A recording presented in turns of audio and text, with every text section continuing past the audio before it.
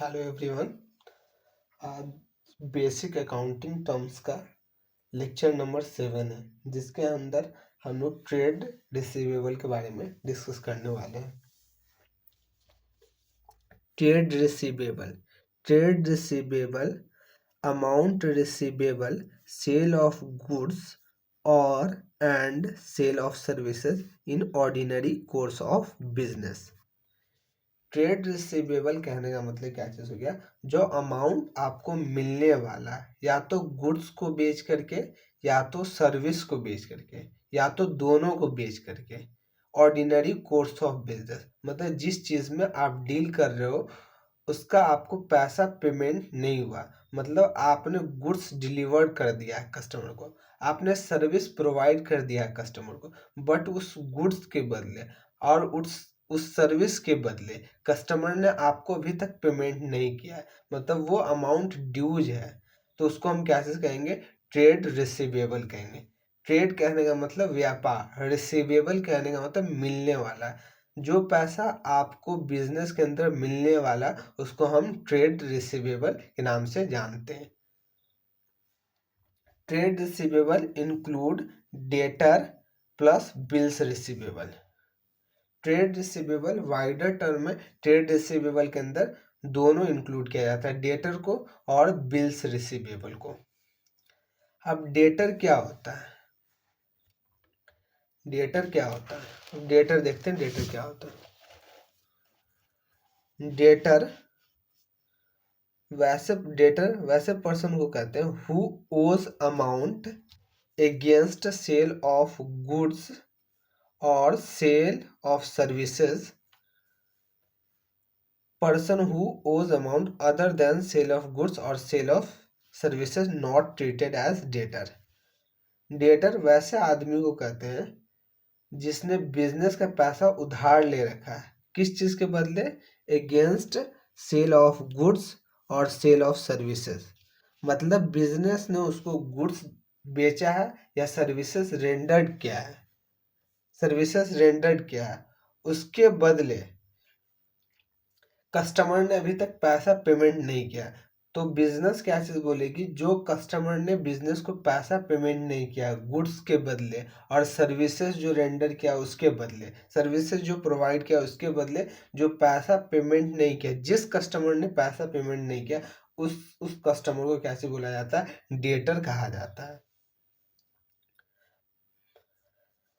Person who urge amount other than sale of goods, अगर goods के अलावा किसी और चीज की वजह से पैसा आउटस्टैंडिंग है, पैसा ड्यूज है कस्टमर के पास, नॉट ट्रीटेड एज डेटर, उसको हम डेटर नहीं कहते। For example sale of machinery to Ram, आपने मशीनरी बेचा राम को, तो आपका प्राइमरी एक्टिविटी क्या चीज था, गुड्स को बेचना, न कि मशीन को बेचना। तो अगर आप मशीन को बेच रहे हैं किसी कस्टमर को, ठीक है, और वो पैसा नहीं दे रहा है, तो उसको आप डेटर के अंदर इंक्लूड नहीं कर सकते हैं। तो एक एग्जांपल से समझेंगे। एग्जांपल,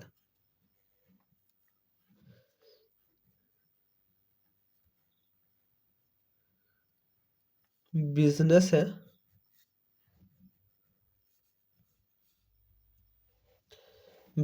है, कस्टमर है,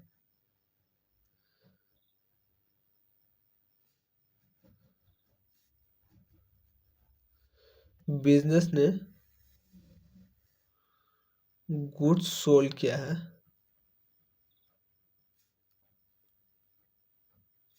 ₹1,00,000 का, 1,00,000 रुपए का बिजनेस ने कस्टमर को गुड्स सेल किया है ऑन क्रेडिट। क्रेडिट पे जब सेल करता है कस्टमर को, तब उस टाइम पे जो कस्टमर ने पैसा पेमेंट नहीं किया है, तो इस कस्टमर को हम कैसे बोलेंगे, डेटर कहेंगे। क्या कहेंगे, डेटर कहेंगे। और कुछ सिचुएशन में क्या होता है कि बिजनेस जो है कस्टमर को जो गुड्स बेचती है क्रेडिट पे, तो वो कैसे बोलती है, लीगल डॉक्यूमेंट्स पे साइन करवाती है। वो लीगल डॉक्यूमेंट्स का नाम क्या चीज़ है? Bills receivable. Business bill draw करती है कस्टमर के, इस पे कितने का बिल ड्रॉ करती है? जितने का उसने गुड्स क्रेडिट बेसिस पे बेचा है। क्यों बिल ड्रॉ करती है? क्योंकि ये एक लीगल डॉक्यूमेंट है। अगर फ्यूचर में कस्टमर पैसा देने से मना कर दे तो उस सिचुएशन में बिल्स रिसीवेबल के बिहाफ पे बिजनेस जो है वो कस्टमर के खिलाफ एक्शन ले सकते हैं। तो वो क्या चीज करती है? बिल साइन करवा लेती है कस्टमर से 1 लाख रुपए का। 1 लाख रुपए का बिल साइन करवा लेती है। बिल साइन करवा लेती है किससे? कस्टमर से। ये बिल को किस नाम से जाना जाता है? बिल्स रिसीवेबल कहा जाता है। ये बिल को बिल्स रिसीवेबल कहा जाता है।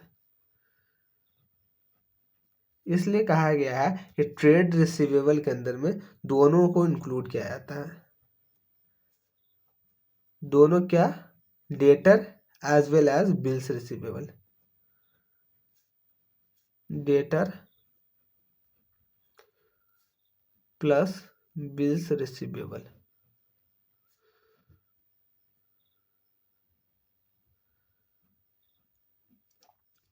बिजनेस जो गुड्स बेच रही है कस्टमर को, या तो उससे बिल साइन नहीं करवाए।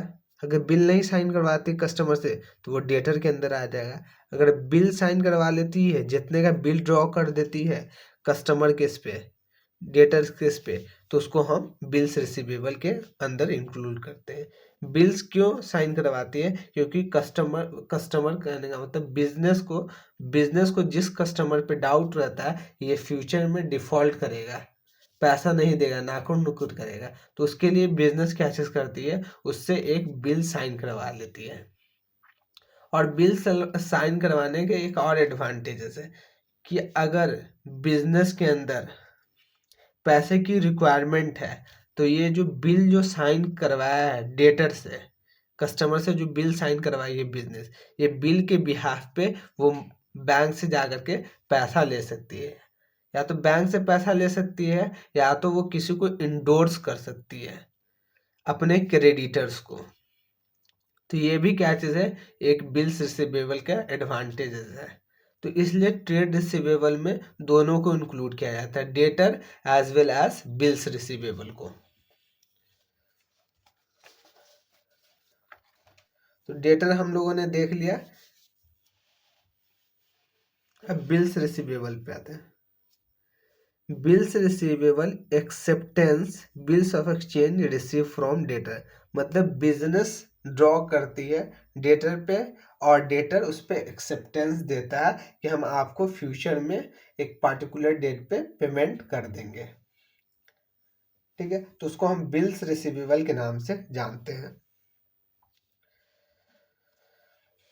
बिल्स रिसीवेबल का कुछ परफॉर्मा इस तरीके से का दिखता है। बिल्स ऑफ एक्सचेंज है, ऊपर लिखा रहेगा, अमाउंट लिखा रहेगा, फॉर एग्जांपल 3 लाख रुपए का हमने क्रेडिट पे सामान बेचा है कस्टमर को। यहाँ पे डेट लिखा रहेगा, स्टैंप लिखा रहे, स्टैंप लगा होगा यहाँ पे लिखा होगा 60 डेज, जितने पीरियड के लिए दिया होगा, जितने पीरियड के लिए बिजनेस ने क्रेडिट पे सामान बेचा होगा। तो 60 days after the date pay mister x sum of 3 lakh for value received. मतलब 60 दिन के बाद मिस्टर एक्स जो है वो 3 लाख रुपए का पैसा पेमेंट करेगा बिजनेस को। ये इसके उस पर मेंशन होता है। यहाँ पे ड्रॉवर और एक्सेप्टर दोनों का साइन होता है। यहाँ पे ड्रॉवर का साइन होता है, यहाँ पे ड्रॉई का साइन होता है। ड्रॉवर कौन होता है?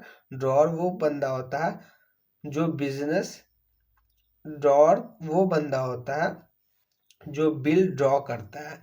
ड्रॉर कौन होता है? जनरली बिजनेस होता है। बिजनेस क्या चीज करता है? बिल ड्रॉ करता है।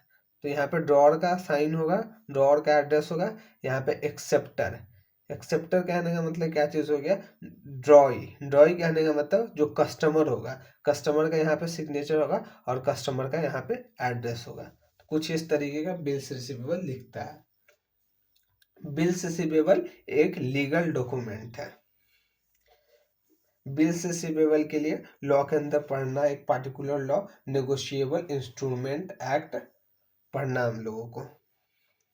ये नेगोशिएबल इंस्ट्रूमेंट है। अगर आप ये किसी और को इंडोर्स कर देते हो तो वो कैसे कर देगा, इस बिल के बिहाफ पे पैसा ले लेगा कस्टमर से उस डेट पे जाकर के।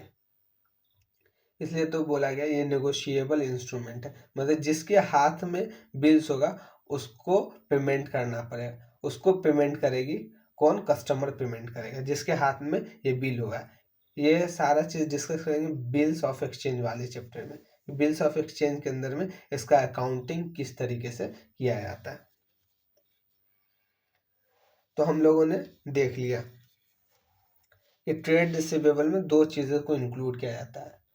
पहला एक डेटर, दूसरा बिल्स रिसीवेबल। बिल्स रिसीवेबल कब ड्रॉ करता है बिजनेस, जब कस्टमर पे डाउट होता है ये फ्यूचर में पेमेंट नहीं करेगा तो हम इसके खिलाफ कुछ एक्शन ले सकेंगे। तो बिल्स ऑफ एक्सचेंज एक तरीके का लीगल डॉक्यूमेंट होता है जो बिजनेस ड्रॉ करता है, किस पे, डेटर पे ड्रॉ करता है। और इसका एक एडवांटेजेस क्या था कि हम किसी और को इंडोर्स कर सकते हैं या तो बैंक से जाकर के डिस्काउंट करवा सकते हैं अगर हमको पैसे की रिक्वायरमेंट होगी तो। और जो डेट मेंशन है बिल पे उस डेट पे बैंक या जिसको हमने बिल्स इंडोर्स कर रखा है वो कस्टमर से जाकर के पैसा कलेक्ट कर लेगा। और दूसरा क्या चीज था, डेटर।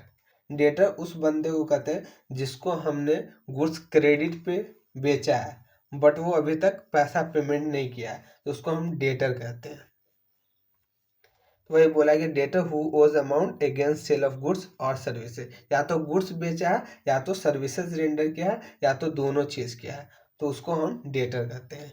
अगर सेल ऑफ गुड्स और सेल ऑफ सर्विसेज को छोड़ करके कोई और चीज बेचा होगा, जैसे मशीनरी बेचा, बिजनेस का फिक्स्ड एसेट बेचा, मतलब जो प्राइमरी एक्टिविटी है उसको छोड़ करके अगर बिजनेस कोई और चीज बेच रहा है कस्टमर को तो वो क्या चीज किया जाएगा, डेटर के अंदर इंक्लूड नहीं किया जाएगा। उसका पैसा ड्यूज है तो उस पैसा के अमाउंट के वैल्यू, उस पैसा का जो अमाउंट होगा उसके इक्विवेलेंट का वैल्यू जो होगा वो डेटर नहीं कहलाएगा।